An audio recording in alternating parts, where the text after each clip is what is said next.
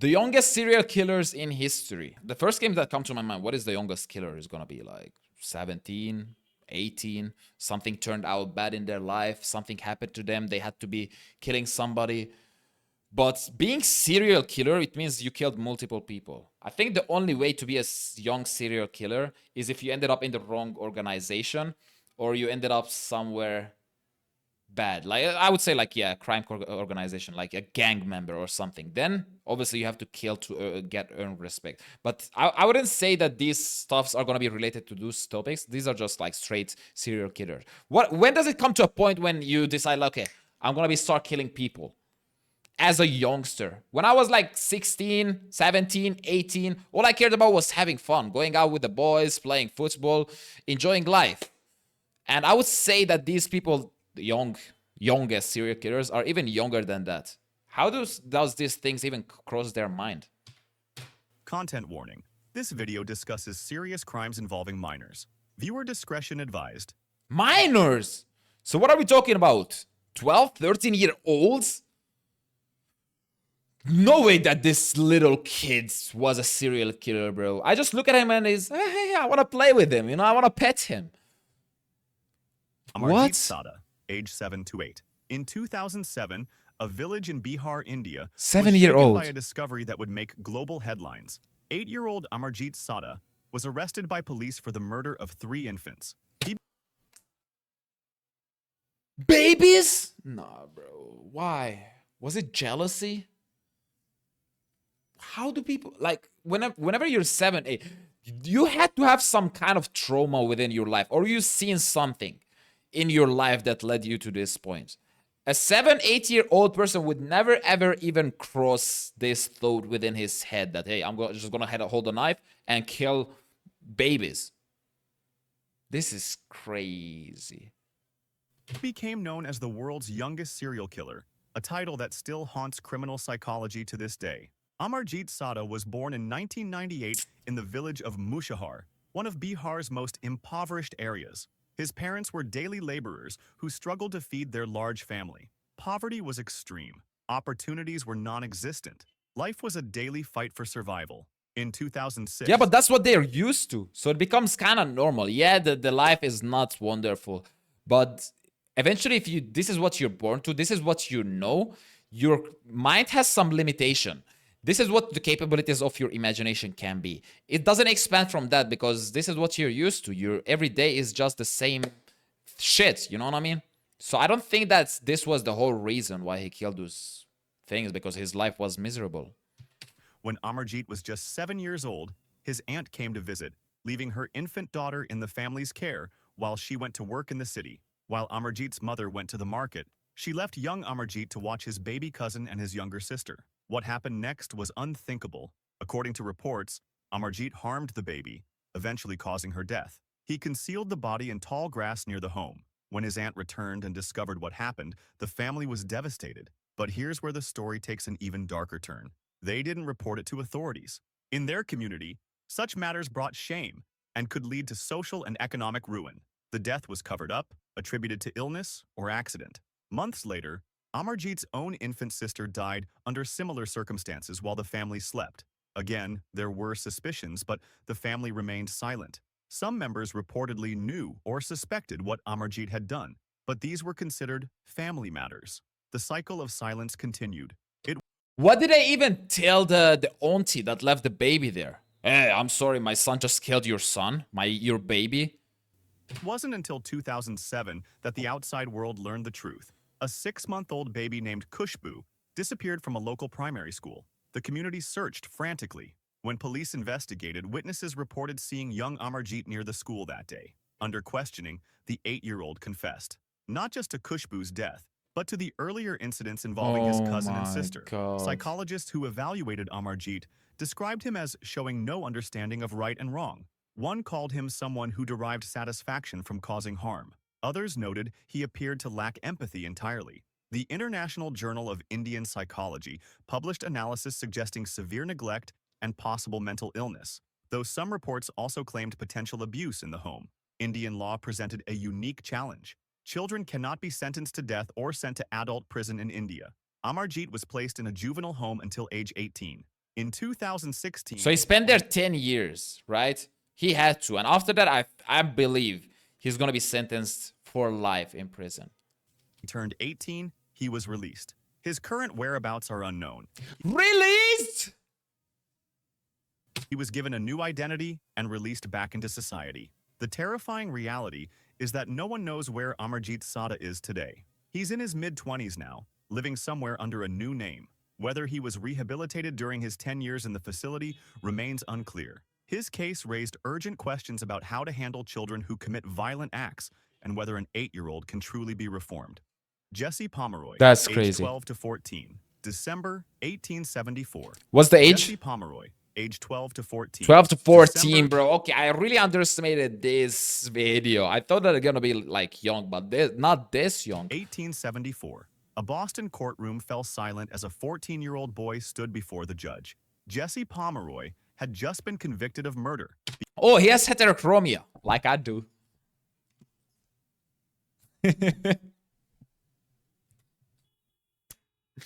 Becoming the youngest person in Massachusetts history to face a first-degree murder charge. The courtroom was packed.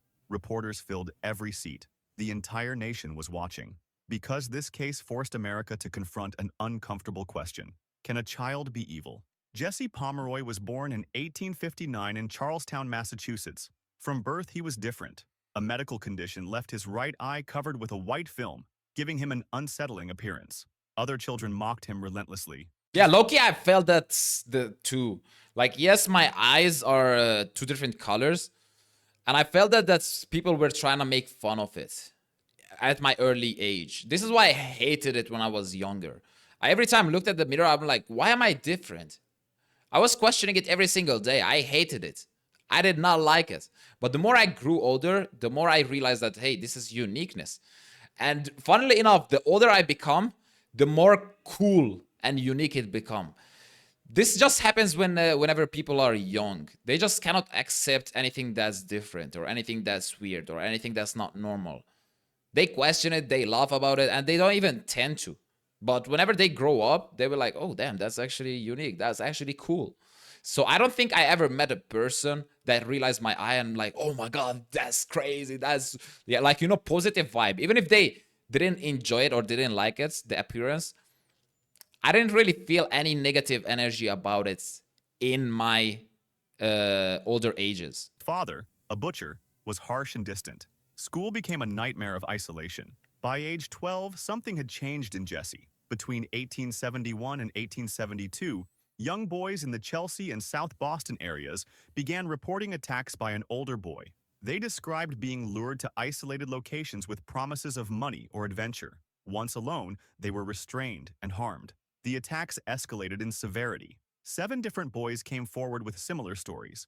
What disturbed investigators was the pattern. Each attack showed calculation and planning. This wasn't impulsive childhood aggression. It was something else entirely. Police eventually identified 12-year-old Jesse Pomeroy as the attacker. He confessed readily, showing little emotion. The court sentenced him to a reform school until he turned 18. It seemed like the story was over, but Jesse's mother believed her son deserved a second chance. She lobbied for his early release, and in February 1874, after serving just 17 months, Jesse was freed. 6 weeks. I mean, I understand the concept of the mom, like being, oh, my son is just, you know, like the heart of the mom. You're always going to be there. You care for your children. You don't want to believe that they are bad. But there has to be a point where you have to stop that emotion and holding yourself accountable. And not just yourself, but people around you too. You know, like, when does it come to a point like, okay, I maybe have did a mistake. I maybe misjudged my own children. I know it's hard, but there has to be a point where you not give up, but like really understand it and just hold yourself accountable on that. You know what I mean? Later, 2 children went missing. In March, 10-year-old Katie This is definitely the mom's fault, in my opinion, 100%. vanished after visiting the Pomeroy family's shop. In April, another young child was found deceased. The violence was extreme. I think it never comes to that when it comes to moms. I mean, I watched like a short video not so long ago about a mom going to a zoo with her couple months old children. or maybe it wasn't a couple months, like a couple of years, like 1 or 2 year old. I don't know. Like it was super, like still young, you know. But they were walking, and they ended up walking to these hyenas, and that hyena park was like, how do I even explain it? Like a pole. There's fences around, and you can just literally like look down and see it. So if somebody want to jump over that, they can, right? And the little children wanted to see more, and the mom literally held the guy, like the little baby, up to be able to see the hyenas.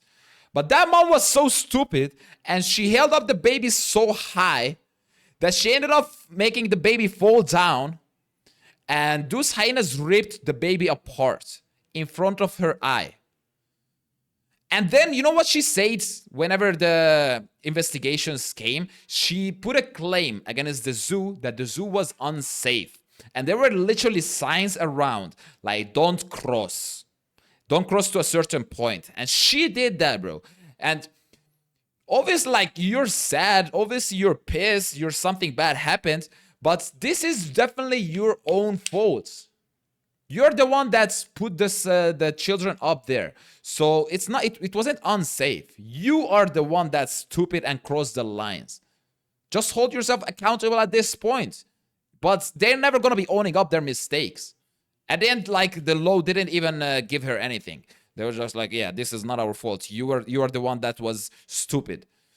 But brother, I know that it's the heart of the mom, everything like that.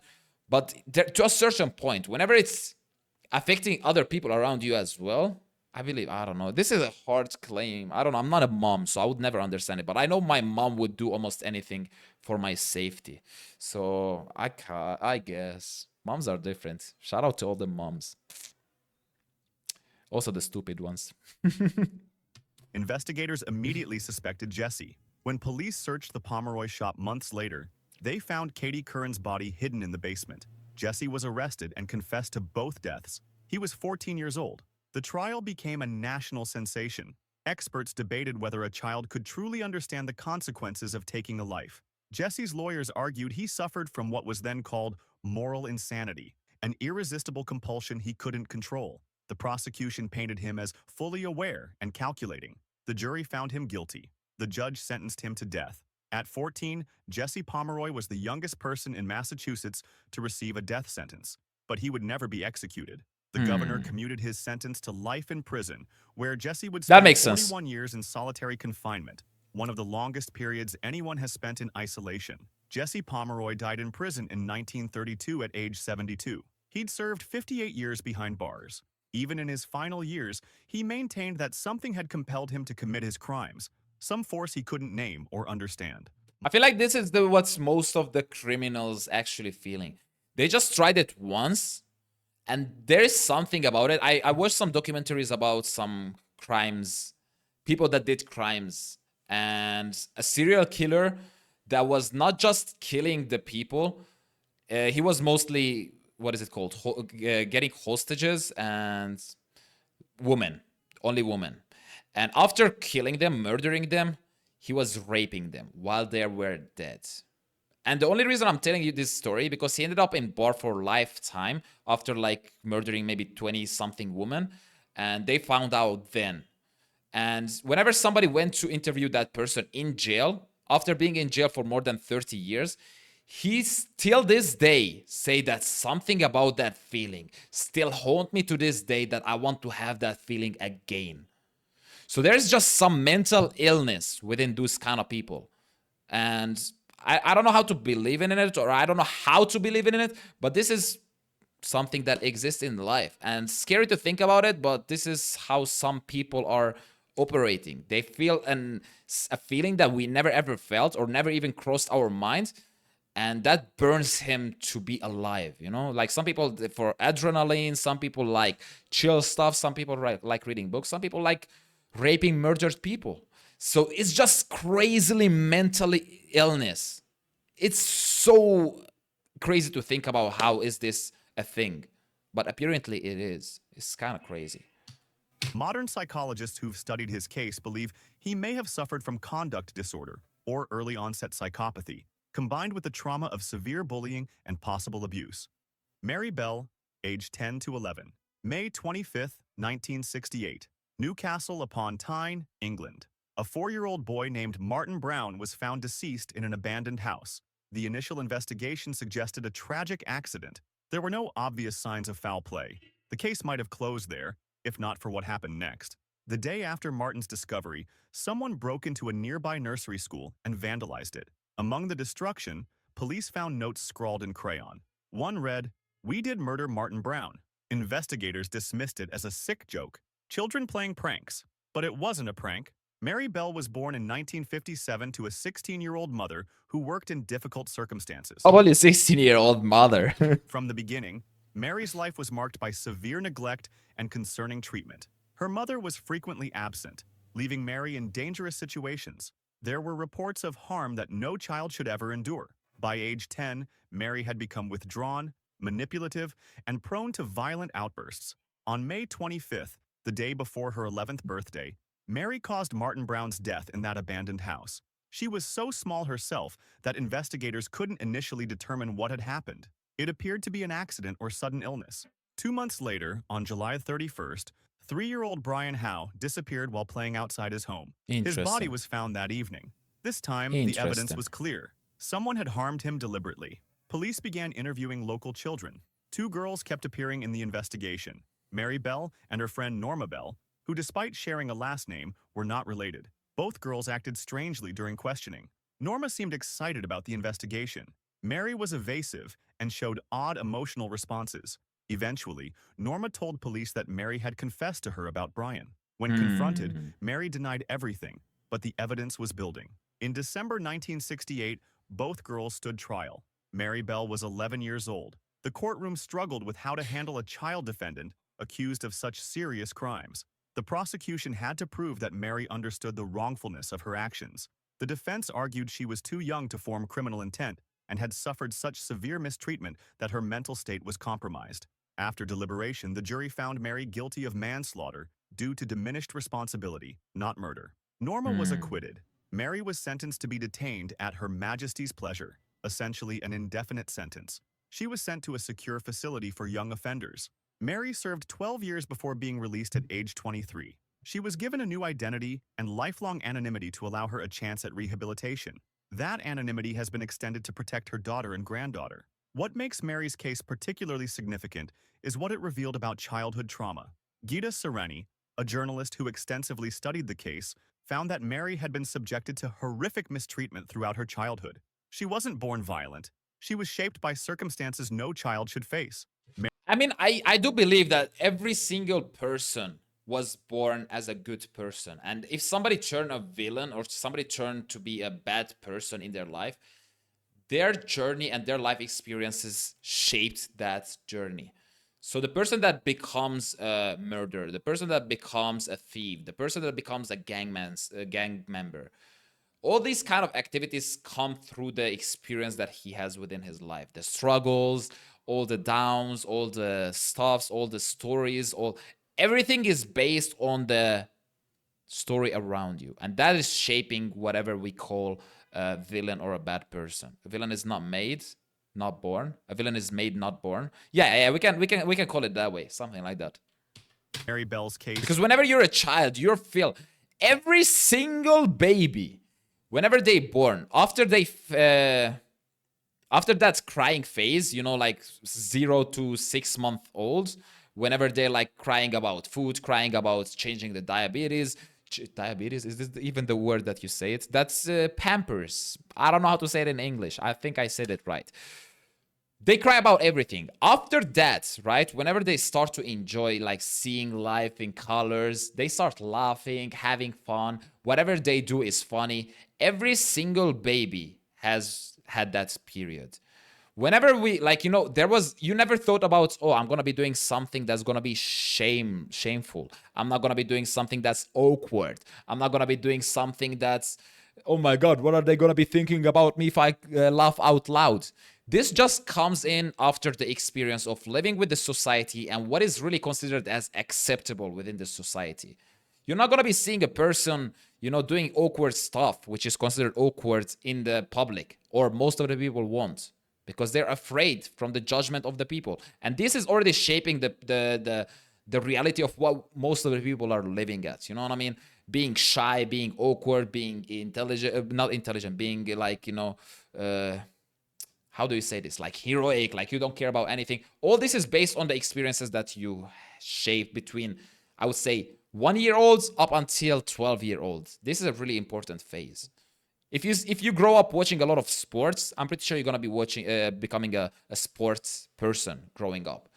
This is how it works. It's that simple. Childrens learn from not stories, but what they see. Exactly. So if you see all the time your parents are fighting, you see people around you all the time, doing bad stuff, you're gonna be one of them eventually. Most of the time. This doesn't have to be like, okay, this is just has to be. This is who you're gonna become. But most of the time, forced Britain to examine how it treats both child offenders and child victims of mistreatment. Today, Mary Bell lives anonymously somewhere in Britain. According to those who've spoken with her, she doesn't claim to be wrongly convicted and acknowledges that her traumatic childhood doesn't excuse her actions. Robert Thompson and John Venables, age 10. February 12, that's 1993. crazy. Bootle, England. 2-year-old James Bulger was shopping with his mother at the New Strand shopping center when he disappeared. Security cameras captured haunting footage, 2 older boys leading the toddler away by the hand. The boys were Robert Thompson and John Venables. They were both 10 years old. What followed was one of the most shocking crimes in British history. The 2 boys led James on a 2.5-mile walk through Liverpool. Dozens of people saw them. Some even asked if the toddler was okay. The boys told them he was their brother, or that they were taking him to the police station. No one intervened. They eventually brought James to a railway line in Walton. There, away from witnesses, they attacked him. The violence was extreme and prolonged. Why? They left his body on the tracks. 2 days later, James's remains were discovered. The nation was horrified. Police reviewed CCTV footage and released images of the 2 boys. Anonymous tips led them to Robert Thompson and John Venables, both of whom had been absent from school that day. During questioning, both boys initially denied involvement. Eventually, under pressure and with evidence mounting, they began admitting to parts of what happened, though each blamed the other for the worst of it. Damn. The backgrounds of both boys revealed troubled homes. Robert Thompson came from a family where violence was common. He'd witnessed and experienced severe mistreatment from a young age. John Venables also had a difficult upbringing, though different in nature. Both boys had shown behavioral problems at school. In November 1993, Thompson I feel like that's why I was a trouble kid growing up, bro. I've been growing up, I was beaten up a lot of times, but mostly because of my actions. I wouldn't be beaten up if I didn't do anything to a certain. And right now, I'm thinking back at those times, and I'm actually grateful for my parents. I become the person who I am right now because the way how they raised me. Is it the right method? I don't know. Is it the wrong method? I don't know. I'm not going to say anything about that. It was just a way to make me grow up to a person who I am right now. So I'm kind of happy about that. But yeah, I felt belts. I felt brooms. I felt, you name it, bro. I felt it. I got beaten up by every single method. But I was a trouble kid growing up. So I'm assuming it was hard to deal with me. Dildos? No, hey. Let's not go there, okay? Let's not go there, bro. Every single way like, why? Okay, this is just getting worse, bro. Every single normal way. That wasn't even a right phrase. Just move on, bro. Just move on. Roast toys. I mean, even what is it called? One time, you know what I did, guys? That's a funny story. I was maybe like 9-year-old or something. And I was sitting at the table. My mom was like, the way we had the kitchen and the living room is together. You know what I mean? There is only a table in between that separates them. My mom was watching TV in the living room and she puts to me soup to eat. But I didn't really want to eat that soup. It had carrots. It had stuff that I didn't want to eat. And my mom told me to eat. You know what I mean? I was alone at the table. And just imagine this is the bowl, okay?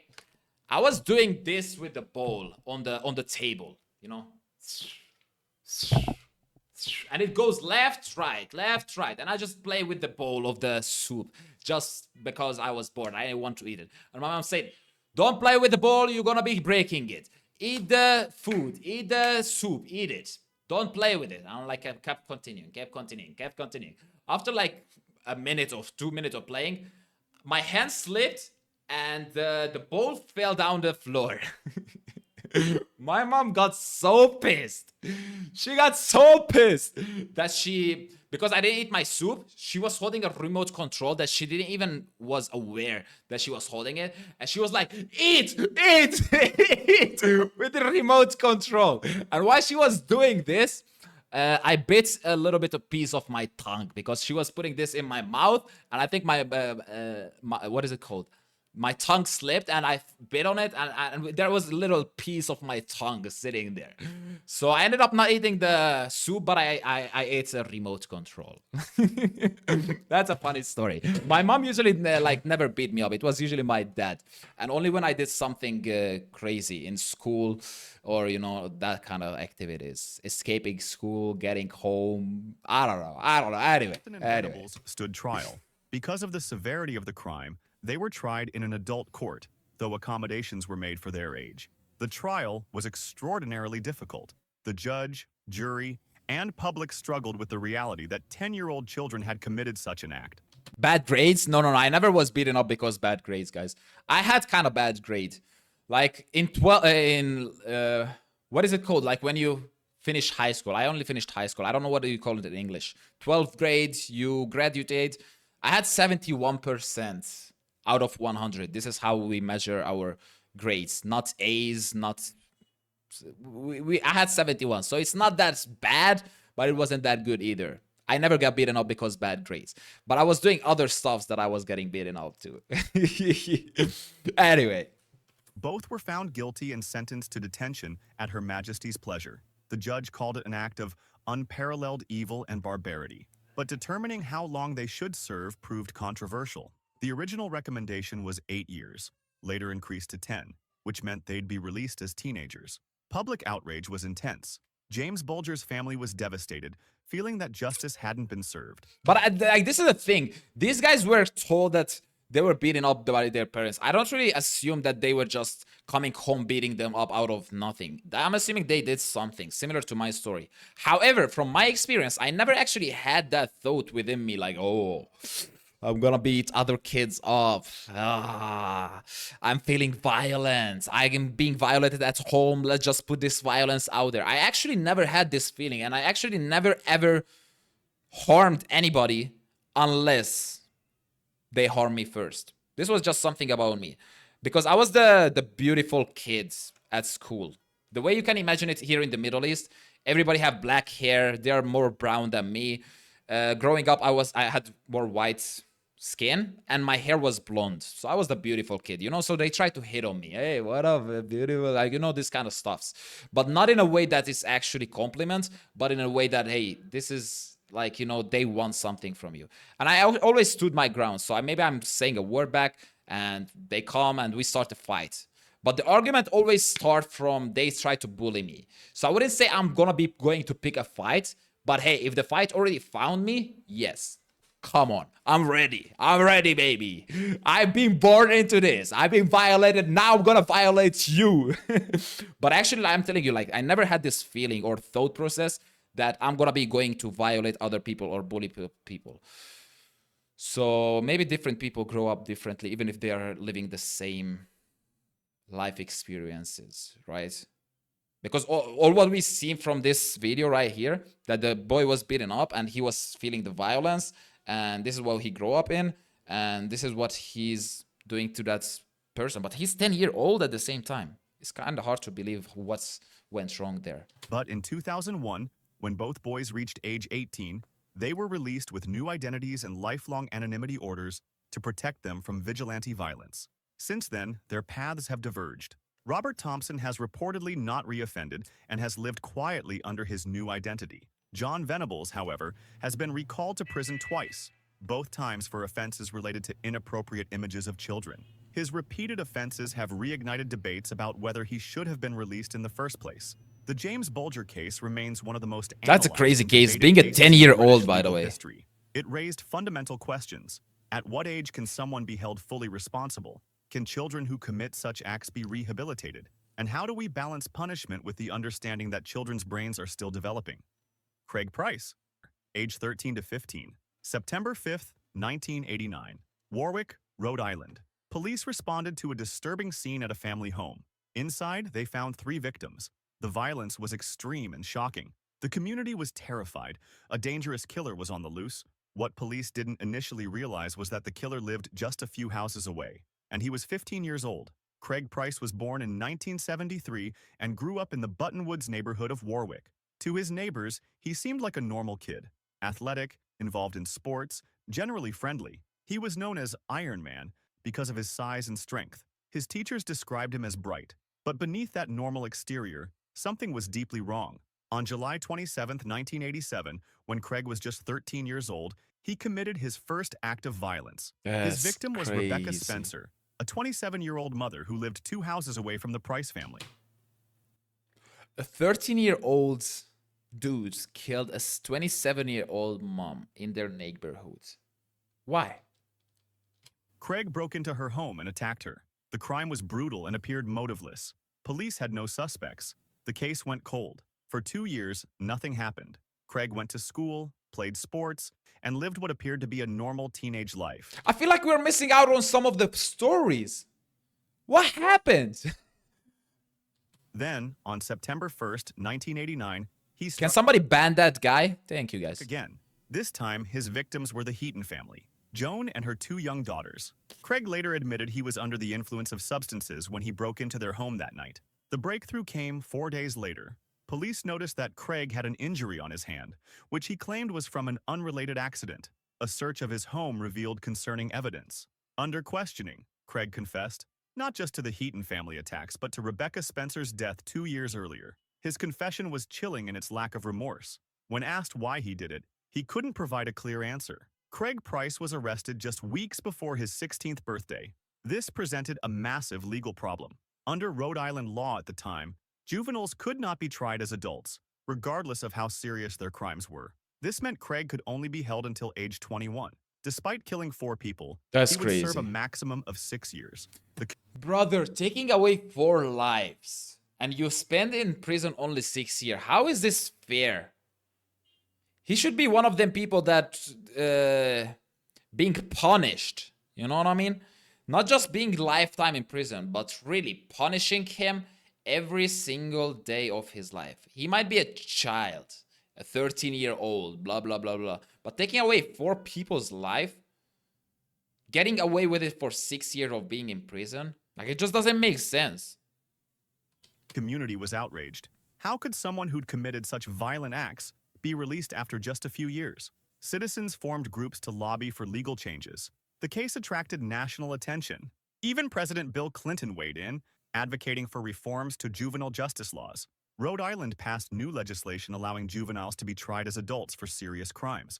But these changes couldn't be applied retroactively to Craig Price. He'd beaten the system, or so it seemed. While incarcerated, Craig's behavior ensured he wouldn't be released at 21. He repeatedly got into fights, assaulted corrections officers, That's what I'm saying, and bro. violated institutional rules. Each infraction resulted in additional charges and extended sentences. In 2004, he was transferred to Florida's prison system, where he continued his pattern of violence. In 2017, Some people just never changes. Like if you're 14, you're aware of what you're doing. Let's say, for example, you're a 7-year-old kid, maybe 8. Somebody fills up your brain with little stupid things about a person. Like I heard the story back in like some old time ago that a person in India, I believe, the mom and the dad was hating each other. You know what I mean? Obviously they divorced, but the children was like 7-year-old or something like this. And every single weekend, the boy would spend some time with the dad, right?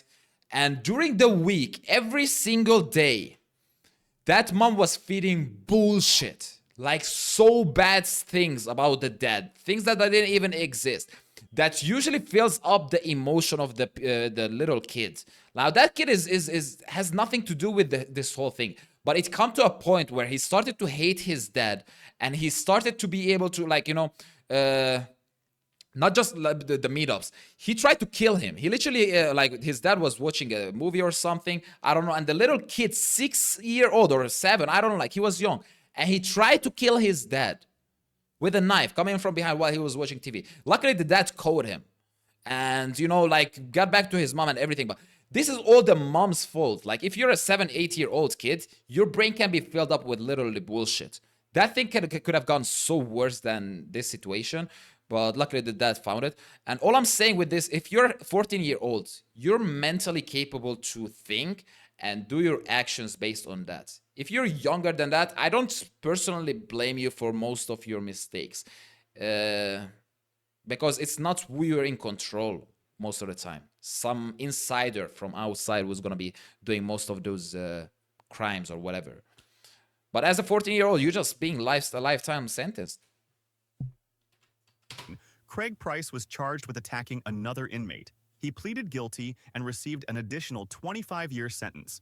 Now in his early 50s, Yeah, makes sense. Craig Price remains behind bars and likely will for the rest of his life. Psychologists who've studied Craig's case point to several factors. He experienced significant challenges growing up. He witnessed violence at home. He had untreated behavioral issues from a young age.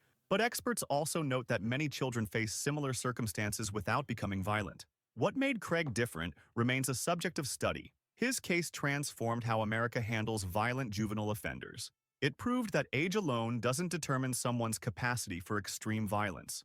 And it highlighted the need for early intervention when children show warning signs of severe behavioral problems. He just doesn't learn. Jasmine Richardson, age 12, April 23rd, 2000. This is not a 12-year-old Jasmine lady, Richardson. by the way.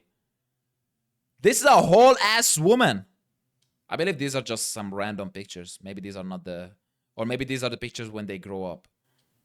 Age 12, April 23rd, 2006. Medicine Hat, Alberta, Canada. Police responded to a disturbing call about bodies discovered in a residential home. When they arrived, they found 3 victims: Mark Richardson, his wife Deborah, and their 8-year-old son Jacob. The violence A whole was shocking. family. But what made this case even more disturbing was who was missing. The family's 12-year-old daughter Jasmine.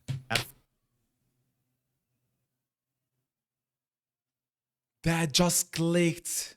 She killed her own family? First, police feared Jasmine had been taken or harmed as well. But as they investigated, a different picture emerged. In Jasmine's school locker, they found a drawing, stick figures of a family inside a burning house, and a girl running to a truck. Evidence on her computer revealed dark conversations with an older man named Jeremy Steinke. Within 24 hours, police located Jasmine and Jeremy in Saskatchewan. They were arrested together. Under interrogation, the truth came out. Jasmine and Jeremy had planned and executed the... Who is Jeremy, bro? A 12-year-old kid. Who the f is Jeremy? Is this some pedophile shit that he filled up his... This is what I'm saying, bro. I mean, she's 12. She can be thinking, she killed her own family. What is happening? Is this one of them cases when there's a youngster and really an old person living with that young body? Because I don't know if you guys heard about these kind of stories before. I heard like stories like when a 6-year-old little girl and she's feeling like she's 40. Like an old person living in the young body. Is this one of them cases? That's kind of creepy, bro. Who's Jeremy? Who's this pedophilia, bro? Attacked together. Not funny. Jasmine Richardson had been a typical preteen until about age 11, when she became interested in goth subculture. She dressed... Everything makes sense right now, bro. Everything makes sense right now. These are the devil themselves, bro. in black, wore heavy makeup, and spent hours online in forums dedicated to dark themes. Her parents, Mark and Deborah, initially thought it was just a phase. But when the 12-year-old began a relationship with 23-year-old Jeremy Steinke, they became alarmed. Jeremy claimed to be a 300-year-old werewolf. He wore a vial of what he said was blood around his neck. He was immersed in fantasy and had his own troubled background, including an unstable childhood and possible developmental issues. When Jasmine's parents discovered messages between their daughter and Jeremy discussing violent themes, they forbade her from seeing him. They took away her computer. They grounded her. But Jasmine found ways to communicate with Jeremy anyway, and her resentment toward her parents grew. In online conversations, Jasmine began expressing a desire to be free of her parents. Jeremy encouraged these thoughts. Together, they began discussing a plan. On April 22nd, the night before the attacks, they watched the movie Natural Born Killers, about a couple who go on a violent spree after the boyfriend eliminates the girlfriend's parents.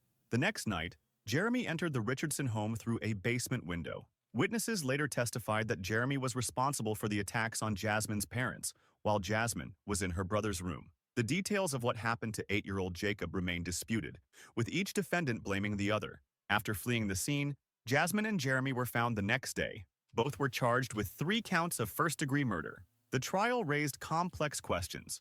Jasmine was 12 years old when the crimes occurred, making her the youngest person in Canadian history to be convicted of multiple counts of murder. Could someone so young truly understand the permanence and horror of what she'd done? Was she manipulated by an older partner, or was she an active participant? The court found Jasmine guilty on all 3 counts. Because of her age, she received the maximum sentence allowed under Canada's Youth Criminal Justice Act, 10 years, with 4 years in a psychiatric facility followed by community supervision. Jeremy That's Steinke crazy, was bro. convicted as an adult and received 3 life sentences. In 2016, after completing her 10-year sentence, Jasmine Richardson was released. She's now in her early 30s, living under a new identity somewhere in Canada. Canadian law protects her privacy, and her records were sealed after she served her time without reoffending. Her release was controversial. James's family believed she deserved a longer sentence. Others pointed to her young age at the time of the crimes and argued that rehabilitation should be possible for children.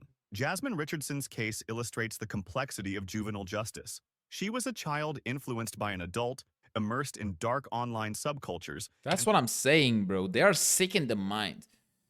You have to be really tunnel visioned if you guys think that this is completely normal. This is not something like, oh, my son is gay, my son is lesbian, But being a goth, it's so much connected to dark energy, dark theme. You really have to be tunnel vision into something if you guys don't think that there's something wrong with that. This is my opinion. Struggling with her own mental health, but she was also convicted of participating in the deaths of her family. Where does accountability begin? And can someone who committed such acts at age 12 truly be reformed?